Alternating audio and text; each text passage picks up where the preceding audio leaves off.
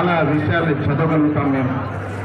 ఈ 10 కిలోమీటర్ యాత్రలో రేపు జరగబోయే సమావేశంలో మా కార్యకర్తలు ఇచ్చేటువంటి సమాచారం, మా కార్యకర్తలు ఇచ్చేటువంటి విలువైనటువంటి ప్రశ్నలు వింటాము.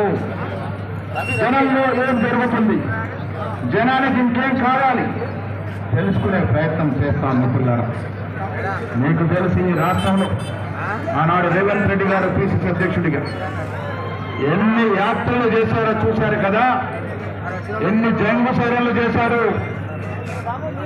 కులాల వారిగా, యువకుల వారిగా, మహిళల వారిగా ఎన్ని ఉద్యమాలు చేస్తే అధికారులకు వచ్చినాం మీరు చూసినారు.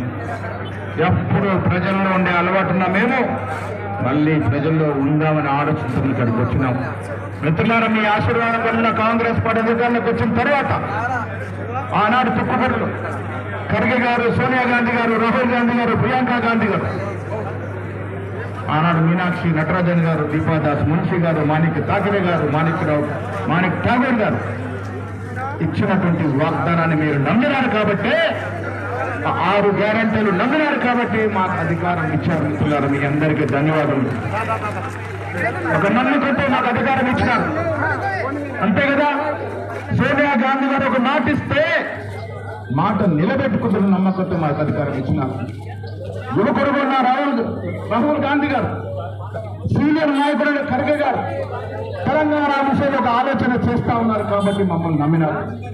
యువకుడిగా ఉన్నటువంటి పిసిసి అధ్యక్షుడు రేవంత్ రెడ్డి గారు ముందుగా ఉంటారు, ఒక మాట ఇస్తే నిలబెట్టుకుంటున్న నమ్మకంతో మాకు అధికారం ఇచ్చినారు. అందుకే మిత్రులారా, మీ నమ్మకాన్ని ఏ కోసాన వమ్ము చేసేది లేదు. ఎంత కష్టమైనా నష్టమైనా మేము ఇచ్చిన వార్తలు అన్ని అంశాలు పూరించే ప్రయత్నం చేస్తా ఉన్నాం. మీకు తెలియదు కాదు,